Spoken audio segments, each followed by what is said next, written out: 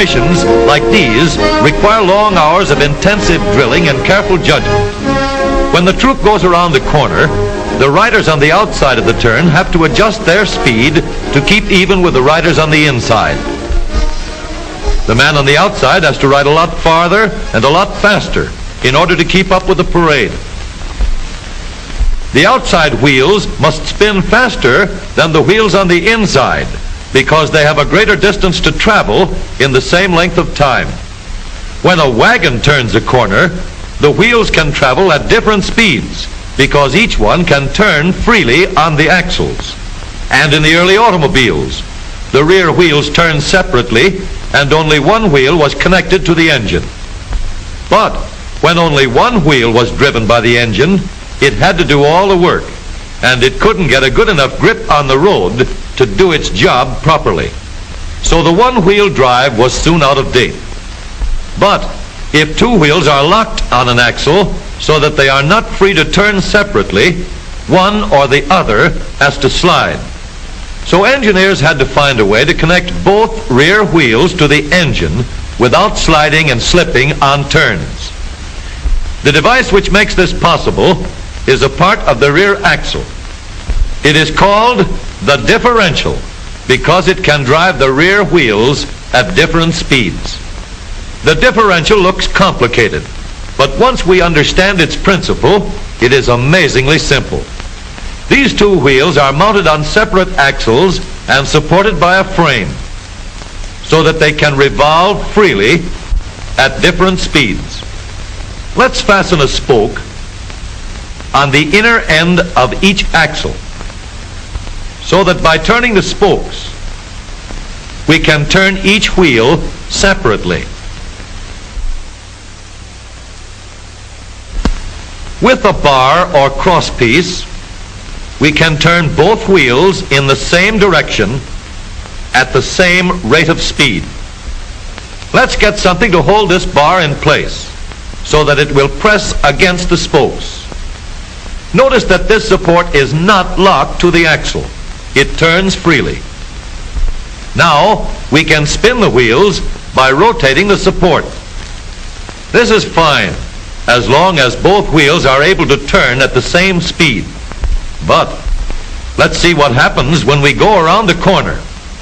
With this arrangement, we cannot drive one wheel faster than the other. And if we stop one wheel, the other wheel won't budge. Let's put this bar on a pivot so that it can swing in either direction.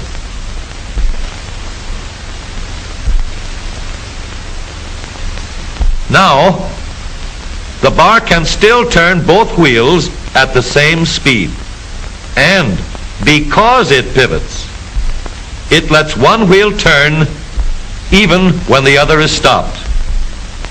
But if turned too far, the bar will swing around until it won't drive the spokes that turn either wheel. We need another crossbar and more spokes to carry on the job. When we stop one wheel, the crossbars will continue to push the spokes of the free wheel around. As long as both wheels are free to turn, the bars do not swing on their pivot and the wheels move at the same speed. Now we have the working principles of a differential. To adapt the model for use in an automobile, we will have to make a few changes.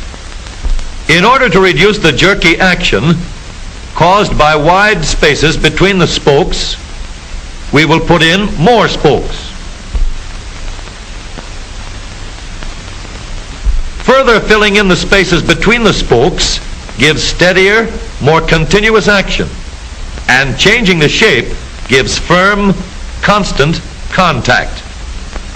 Now we can make the gears thicker and stronger, and we have differential gears. The edges are cut so that they will fit together more smoothly and silently.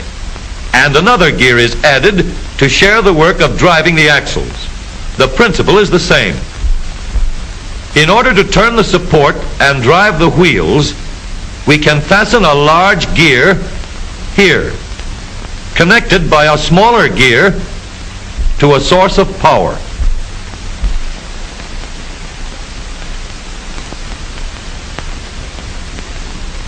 Notice that the power is connected to the differential at the center line.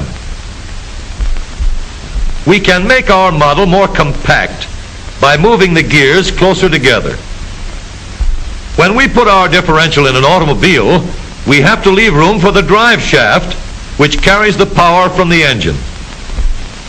We may build the floor of the car above the drive shaft. But if we do, we won't have much room inside unless we make the top of the car high too. Of course, we could lower the floor and ceiling, but the drive shaft would be higher than the floor. This would have disadvantages.